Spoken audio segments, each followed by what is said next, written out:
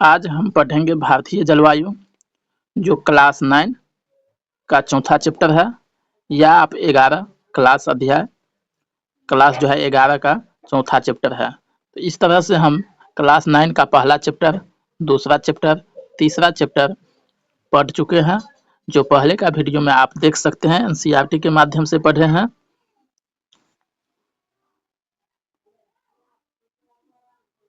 यहाँ आप देख सकते हैं, ये जो रेखा है, कर्क रेखा, भारत के बीचों बीच गुजरती है। तो कर्क रेखा से नीचे के भाग को उष्णकटिबंध या ट्रॉपिकल जोन कहते हैं, और कर्क रेखा से ऊपर के भाग को शीतोष्ण कटिबंध या उपोष्ण कटिबंध या टेम्परेट जोन कहते हैं। यहाँ आप देख सकते हैं, ये भारत के बीच जो कर्क रेखा है, इसके नीचे का भूमि, ये दक्षिणी भाग, ये उत्तरी भाग। तो उत्तरी भाग जो है दक्षिणी भाग से 2 गुना भूमि है। दक्षिणी भाग के भूमि से उत्तरी भाग का भूमि 2 गुना है। लेकिन 2 गुना होने के बाद भी भारत की उष्ण कटिबंध जलवायु है। 2 गुना भूमि उत्तरी भाग होने के बाद भी ये दक्षिणी मानसून, मतलब उष्ण कटिबंध मानसून भारत में चलती है। तो इसका भी कोई कारण होगा, इसका भी कोई कारण होगा या मतलब होगा। तो यहाँ आप देख सकते हैं कि उसका जो है 2 कारण है। भारत उष्ण कटिबंध या शीतोष्ण देश। समशीतोष्ण भाग कर्क रेखा के ऊपर का क्षेत्रफल उष्ण कटिबंधीय भाग से 2 गुना है। लेकिन भारत को हमेशा 2 अलग-अलग कारणों से एक उष्ण कटिबंधीय देश माना गया है। तो पहला है भौतिक कारण और दूसरा है सांस्कृतिक कारण। तो भौतिक भौगोलिक कारण में जो है हिमालय की अवस्थिति है और उष्ण कटिबंध मानसून है। यह देश हमारा जो है हिमालय द्वारा शेष एशिया से अलग होता है। इसकी जलवायु उष्ण कटिबंध मानसून पर हावी है और समशीतोष्ण वायु द्रव्यमान हिमालय द्वारा अवरुद्ध होती है। जलवायु की दृष्टि से हिमालय के दक्षिण का संपूर्ण क्षेत्र अनिवार्य रूप से उष्ण कटिबंधीय है। यद्यपि उत्तर भारत में कई स्थानों पर सर्दियों में रात का तापमान समशीतोष्ण भूमि में प्रचलित तापमान के स्तर तक नीचे आ सकता है, फिर भी साफ आसमान और तीव्र सूर्य ताप से दिन का तापमान बढ़ जाता है उष्ण कटिबंधीय स्तर तक। तो अभी आप देखे हैं कि भारत का जो है उष्ण कटिबंध होने का 2 कारण है। पहला है भौतिक कारण, दूसरा है सांस्कृतिक कारण। तो भौतिक कारण में हिमालय की अवस्थिति है, जो उष्ण कटिबंध मानसून बनाती है। तो यहाँ आप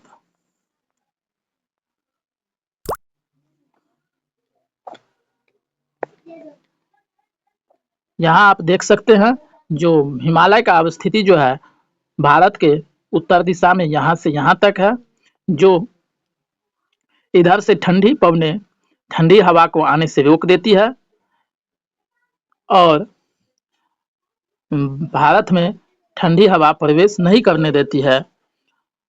यदि हिमालय ठंडी हवा को नहीं रोकती तो बिहार यूपी का प्रदेश जो है शीतोष्ण सर्दी के समय में बर्फ से ढका होता और हम लोग ठंडी में अधिक ही ठंडी का सामना करते। लेकिन हिमालय पर्वत होने के कारण उधर से उत्तर दिशा से आने वाली सभी ठंडी हवा को रोक देती है, जो भारत में प्रवेश नहीं करने देती है। लेकिन इधर से जो है अरब सागर से सभी पवनें भारत में प्रवेश करती है, सभी मानसूनी पवनें भारत में प्रवेश करती है, फिर बंगाल की खाड़ी से प्रवेश करती है। तो आप देख सकते हैं कि हिमालय जो है सभी ठंडी हवा को रोकती है। इधर से मानसूनी पवनों को रोकने के लिए कोई पर्याप्त साधन नहीं है। इसी कारण से भारत में उष्णकटिबंधीय मानसून है। उष्णकटिबंध मानसून है। भारत में 85% वर्षा जो है 100 दिनों में होता है। भारत में जो है 85% वर्षा 100 दिनों के अंदर होता है।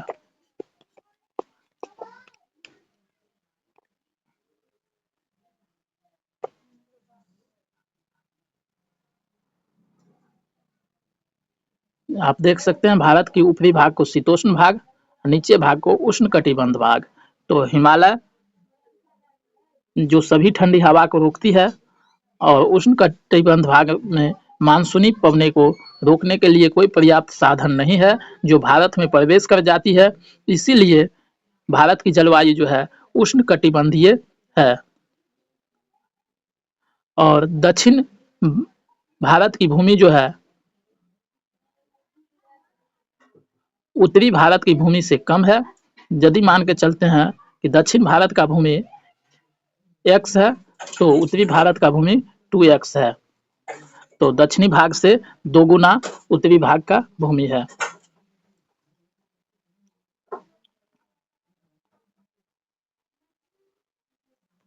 अब यहाँ देखते हैं कि भारतीय जलवायु को प्रभावित करने वाले कारक।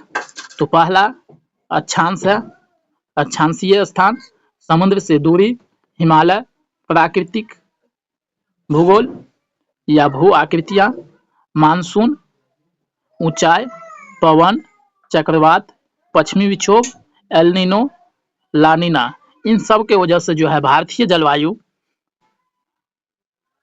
प्रभावित होता है। अलग अलग जगह अलग अलग मानसून, अलग अलग जगह की जलवायु अलग अलग होती है।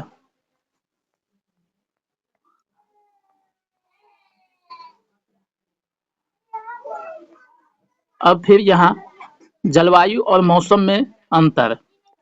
तो जलवायु यानी क्लाइमेट, मौसम यानी वेदर। तो जलवायु और मौसम में अंतर क्या है?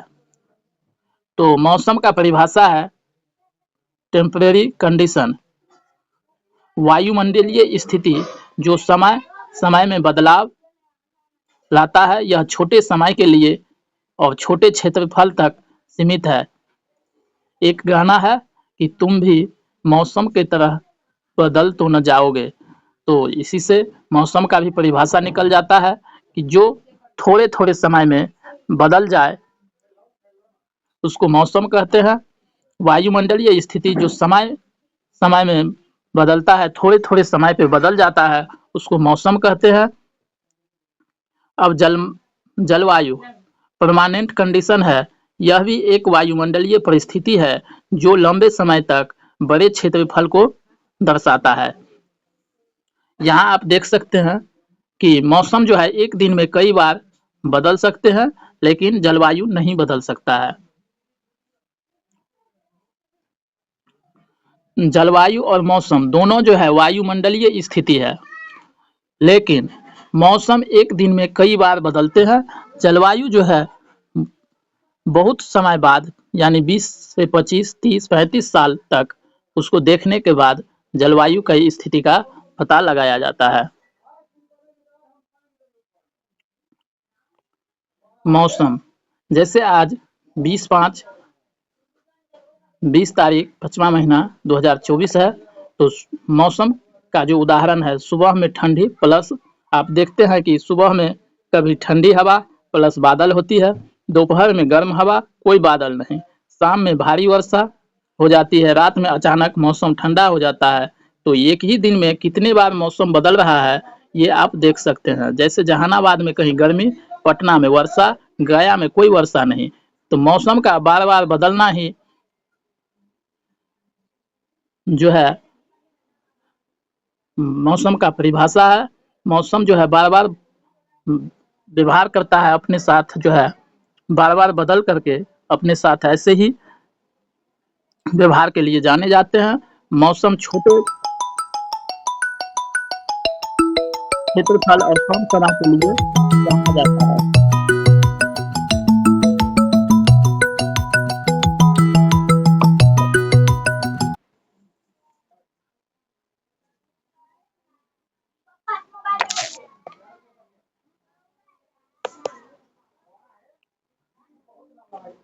जलवायु यानी क्लाइमेट किसी भी स्थान के मौसमी कारकों को लगभग 25 से 30 वर्ष तक देखा जाता है और उसके अंत में उस स्थान की जलवायु निर्धारित की जाती है।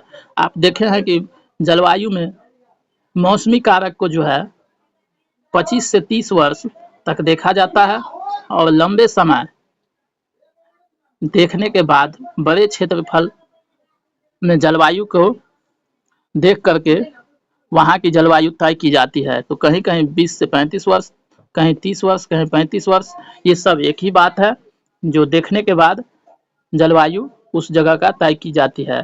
तो भारतीय जलवायु जो है उष्णकटिबंधीय मानसून है। तो मौसमी कारक क्या है? पहला है पवनों की तीव्रता और दिशा। मौसमी कारक में देखते क्या है जलवायु तय करने के लिए? तो पवनों की दिशा एवं तीव्रता, तापमान, वायुदाब, वर्षण, मानसून की अवस्थिति।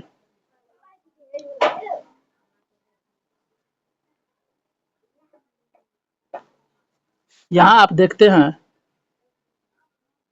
ये सूर्य है,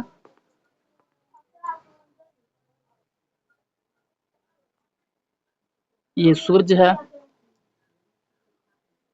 और ये है हमारा पृथ्वी। यहाँ विषुवत रेखा बीच में या अक्षांश रेखा है। तो ये सूर्य की किरणें है।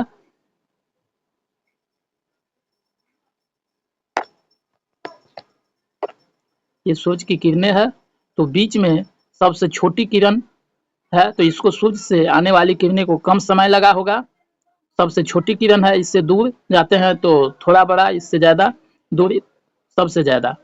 फिर यहाँ सबसे ज़्यादा ये छोटी किरण, उसके बाद सबसे छोटी बीच का किरण है।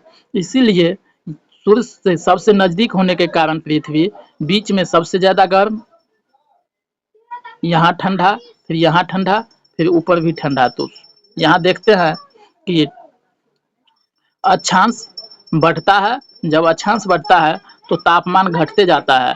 अक्षांश जब बढ़ रहा है, जब हम ऊपर की ओर चलते हैं तो सूर्य की किरण दूर होने के कारण यहाँ ठंडी बढ़ती है। जब इधर यहाँ छोटी रेखा के पास आते हैं, बीच में विषुवत रेखा के पास, तो यहाँ जो है पृथ्वी पे गर्मी अधिक पड़ती है। तो यहाँ भी देख सकते हैं जब जैसे-जैसे अक्षांश बढ़ता है तापमान घटता है। तो भारत का अवस्थिति देखेंगे इसमें, ये है विषुवत रेखा जो 8.4 डिग्री उत्तर कन्याकुमारी से शुरू है। तो यहाँ हम देखते हैं कि ये विषुवत रेखा के बहुत नज़दीक है, इसीलिए दक्षिणी भाग जो है बहुत गर्म और ये अक्षांश से बहुत दूर है उत्तरी भाग, इसलिए यहाँ पे जो है उत्तरी भाग में ठंडी इलाका या ठंडी जगह है। तो भारत में गर्मी और ठंडी का यही कारण है। भारत में गर्मी जो है दक्षिण साइड में, दक्षिणी भाग में ज़्यादा है क्योंकि वह विषुवत रेखा से नज़दीक है, और उत्तर भाग में ठंडी है क्योंकि वह विषुवत रेखा से बहुत दूर है। तो सूर्य की किरणें यहाँ लेट से पहुँचती है और दक्षिणी भाग में सूर्य की किरणें जल्दी पहुँचती है।